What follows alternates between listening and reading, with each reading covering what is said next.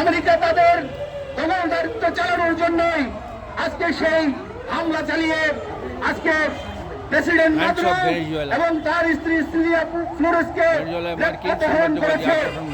আমরা বাংলাদেশ থেকে ভেনেজুয়েলার বীর জনতার প্রতি সংহতি জানাই এবং একই সাথে যে সামরিক হামলা করা হয়েছে, যে মার্কিন জনগণের উপরে নৃশংস হামলা করা হয়েছে, তার তীব্র নিন্দা জানাই।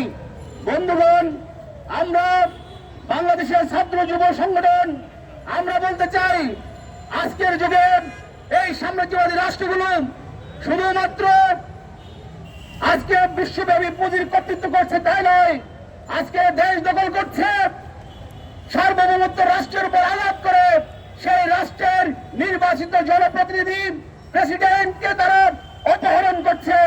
এই ধরনের ন্যাক্কারজনক এবং নির্লজ্জ কাজ সাম্রাজ্যবাদী রাষ্ট্রগুলো আজকে করে যাচ্ছে।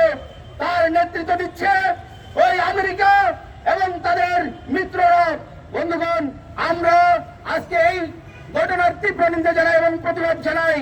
আজকে বিশ্ব গণতান্ত্রিক যুব সংগঠন অন্তর্ভুক্ত বাংলাদেশের যুব সংগঠন, বাংলাদেশ যুব ইউনিয়ন, বাংলাদেশ ছাত্র ইউনিয়ন এবং বাংলাদেশ এবং সমাজতান্ত্রিক ছাত্র ফ্রন্টের উদ্যোগে আজকের এই সমাবেশ এবং সংহতি সমাবেশ অনুষ্ঠিত হচ্ছে।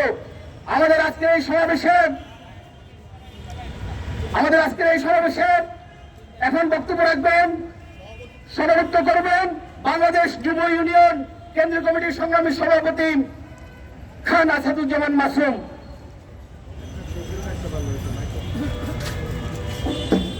ধন্যবাদ রাহেল উদ্দিন। প্রিয় বন্ধুরা, প্রিয় দেশবাসী এবং সাংবাদিক ভাই ও বোনেরা, আপনারা জানেন গত ৩ তারিখের ঠিক মধ্যরাতে ভেনেজুয়েলার যখন মধ্যরাত, আমাদের তখন দুপুর, ঠিক সেই সময়কালে ভেনেজুয়েলার জনগণের উপরে মার্কিন বাহিনী যে নগ্নভাবে হামলা পরিচালনা করে এবং তার দেশের প্রেসিডেন্ট কমরেড মাদুরোকে এবং তার স্ত্রীকে সেখান থেকে তুলে নেওয়া হয়। আমরা এর থেকে জানি, এখন থেকে ৩৬ বছর আগে পানামার প্রেসিডেন্টকে হচ্ছে তেমনি করে রাতের অন্ধকারে এই মার্কিন যুক্তরাষ্ট্র, এই সাম্রাজ্যবাদের মোড়ল, তারা তাকেও তুলে নিয়ে গেছিল। আমরা জানি ইরাকের রাষ্ট্রনেতা সাদ্দাম হোসেনকে কিভাবে অন্যায়ভাবে সামরিক হামলা করে তাকে গ্রেপ্তার এবং পরবর্তীতে তাকে ফাঁসি দেওয়া হয়েছে। আমরা জানি দীর্ঘ বছর ধরে প্যালেস্টাইনে যেভাবে গণহত্যা পরিচালনা করছে। আমরা জানি সারা দুনিয়ায় এই মার্কিন সাম্রাজ্যবাদ কিউবাতে দীর্ঘ অবরোধ এবং কিউবার বিভিন্নভাবে কিউবার নেতা ফিদেল ক্যাস্ট্রোকেও হত্যা করার চেষ্টা করেছিল। সংগ্রামী বন্ধুগণ, আর আমাদের বাংলাদেশ, এই দেশের জাতীয় সম্পদ তেল, গ্যাস, বিদ্যুৎ বন্দর আজকে এই মার্কিন বাহিনীর খপ্পরে পড়েছে। আপনারা জানেন ইতিমধ্যে বন্দর তাদের লুট করে নেওয়ার চেষ্টা করছে। ফলে আমরা বলতে চাই, আজকে বাংলাদেশের এই যুব সমাজ, এই ছাত্র সমাজ এর তীব্র প্রতিবাদ জানাই।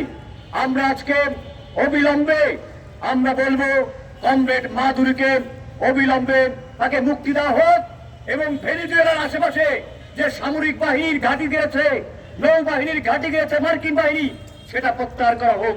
সংগ্রামী বন্ধুগণ, আজকের এই সমাবেশ পরিচালনা করবেন সমাজতান্ত্রিক ছাত্র ফ্রন্টের সংগ্রামী সাধারণ সম্পাদক রায়হান উদ্দিন। এবং আমরা শুরুতেই আমাদের এই ৩ সংগঠনের পক্ষ থেকে এবং আমাদের আন্তর্জাতিক সংগঠন উফডি তার পক্ষ থেকে একটি ডিক্লারেশন পাঠ করা হবে এবং সেই ডিক্লারেশনটি প্রথমেই পাঠ করবেন বাংলাদেশ যুব ইউনিয়নের আন্তর্জাতিক বিষয়ক সম্পাদক জাহিদুল ইসলাম সজীব।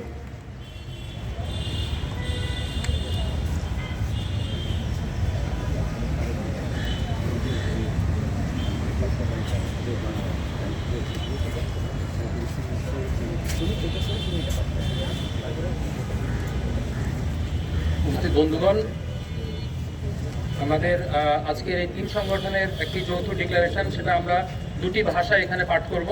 প্রথমে আমি বাংলায় পড়ছি। 6 জানুয়ারি 2026, শাহবাগ, ঢাকা।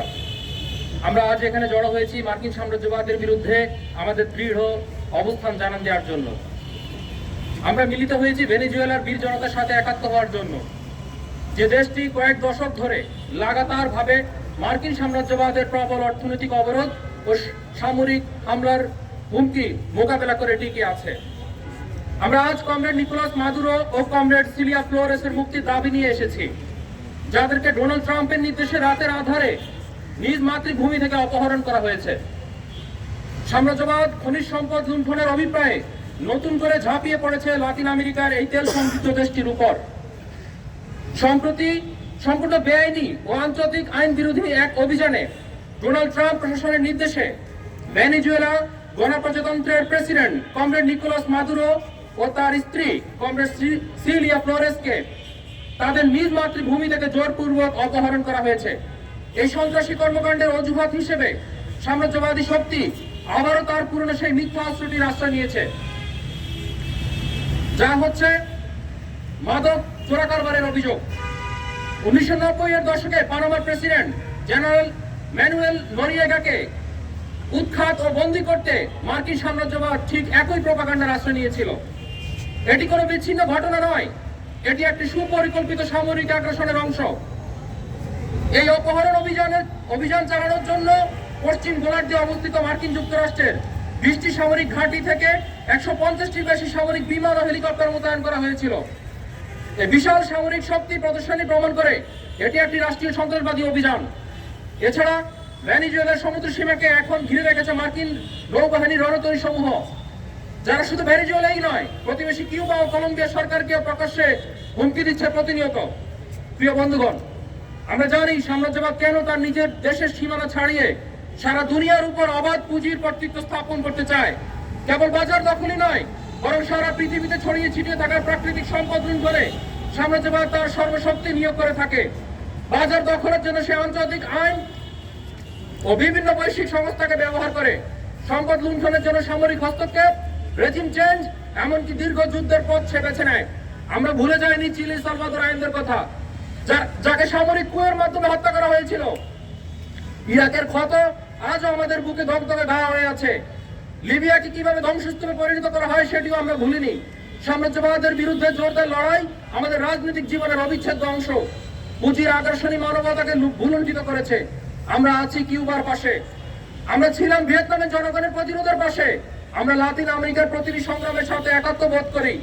আমরা সবসময় ফিলিস্তিনের জনগণের মুক্তির জন্য সোচ্চার। বন্ধুগণ, আজ এই সমবেত অবস্থান থেকে আমরা বলিষ্ঠ কণ্ঠে দাবি তুলতে চাই, অবিলম্বে প্রেসিডেন্ট মাদুরো ও কমরেড সিলিয়া ফ্লোরেসকে সসম্মানে ভেনেজুয়েলা জনগণের মাঝে ফিরিয়ে দিতে হবে এবং লাতিন আমেরিকার আর কোনো দেশে হস্তক্ষেপ করা থেকে ডোনাল্ড ট্রাম্পকে বিরত থাকতে হবে। বাংলাদেশের অন্তর্বর্তীকালীন সরকারকে এই দাবিতে জোরালো অবস্থান ব্যক্ত করতে হবে। এই দাবি ও আহ্বানের পাশে বাংলাদেশের সারা পৃথিবীর মুক্তিকামী জনগণের সোচ্চার ভূমিকা থাকবে বলে আমরা প্রত্যাশা করি। আমরা আহ্বান জানাই সাম্রাজ্যবাদের বিরুদ্ধে জোরালো ভূমিকা রাখা রাশিয়া, চীন, উত্তর কোরিয়ার মতো দেশগুলোর সরকারের প্রতি। তারা যেন আন্তর্জাতিক পরিমণ্ডলে সাম্রাজ্যবাদকে মোকাবেলায় আরো জোরদার ও কার্যকর ভূমিকা পালনের মাধ্যমে পৃথিবীকে বাসযোগ্য করে তোলায় নেতৃত্ব দেয়। ইতিমধ্যে তারা ভেনেজুয়েলার সার্বভৌমত্বের পক্ষে যে ভূমিকা নিয়েছে সেজন্য তাদেরকে আমরা অভিবাদন জানাই। বন্ধুগণ, বিশ্ব গণতান্ত্রিক যুব ফেডারেশন তথা উফটি দ্বিতীয় বিশ্বযুদ্ধের পর থেকে সারা দুনিয়ার যুব সমাজকে সাম্রাজ্যবাদ, ফ্যাসিবাদ, পুঁজিবাদের বিরুদ্ধে ঐক্যবদ্ধভাবে কাজ করার নিরলস ভূমিকা রেখে চলেছে। বৈশ্বিক এই যুব ছাত্র জোটের সদস্য হিসেবে বাংলাদেশে যে 3টি সংগঠন কাজ করছে তাদের উদ্যোগে আজকের এই ঘোষণাপত্রটি পাঠ করা হয়েছে। উফটির সদস্য সংগঠন সমূহ ছাড়াও আরো অনেক বন্ধুপ্রতিম ছাত্র, শ্রমিক, ট্রেড ইউনিয়ন ও সাংস্কৃতিক সংগঠন সমূহ আজকের এই প্রতিবাদ কর্মসূচিতে অংশ নিয়েছে। আমরা উফটির বাংলাদেশের প্রতিনিধি সংগঠনগুলোর পক্ষ থেকে সকলকে ধন্যবাদ ও কৃতজ্ঞতা জানাই। ধন্যবাদ সহ বাংলাদেশ যুব ইউনিয়ন, বাংলাদেশ ছাত্র ইউনিয়ন ও সমাজতান্ত্রিক ছাত্র ফ্রন্ট। এবার আমি ইংরেজিতে পড়ছি। 6 January 2026, Shahbag, Dhaka. We have gathered here today to declare our firm stance against U.S. imperialism. We have come together in solidarity with the revolutionary people of Venezuela, a nation that has for decades withstood severe economic blockades and military threats from U.S. imperialism. We are here today to demand the release of Comrade Nicolas Maduro and Comrade Celia Flores. Imperialism has launched a renewed assault on the well-rich Latin America, a country in its quest to plunder mineral resources. Recently, in a completely illegal and internationally unlawful operation ordered by the Donald Trump administration, President Nicolas Maduro of the Bolivarian Republic of Venezuela and his wife, Comrade Celia Flores, were forcibly kidnapped from their own country. To justify this act of state terrorism, the imperialist forces have been again restored to their own familiar weapon, false allegations against the sovereign government. In the 1990s, US imperialism used exactly the same propaganda to overthrow and imprison Panamanian President General Manuel Noriega. This is not an isolated incident.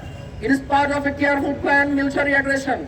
To carry out this abduction operation, more than 150 military aircraft and choppers were deployed from 20 different US military bases across the Western Hemisphere. This massive display of military force proves that this is an act of state terrorism. Furthermore, the Venezuelan maritime zone is now surrounded by the US naval warships, which are openly threatening not only Venezuela, but also the government of neighboring Cuba and Colombia on a regular basis. Dear friends, we know why imperialism seeks to extend its domination beyond its own borders, to establish unchecked capitalist control over the entire world. It is not only about capturing markets. Imperialism mobilizes all its power to plunder the natural resources scattered across the globe. To seize market, it exploits international law and global institutions. To loot resources, it opts for military intervention, regime change, and even prolonged wars.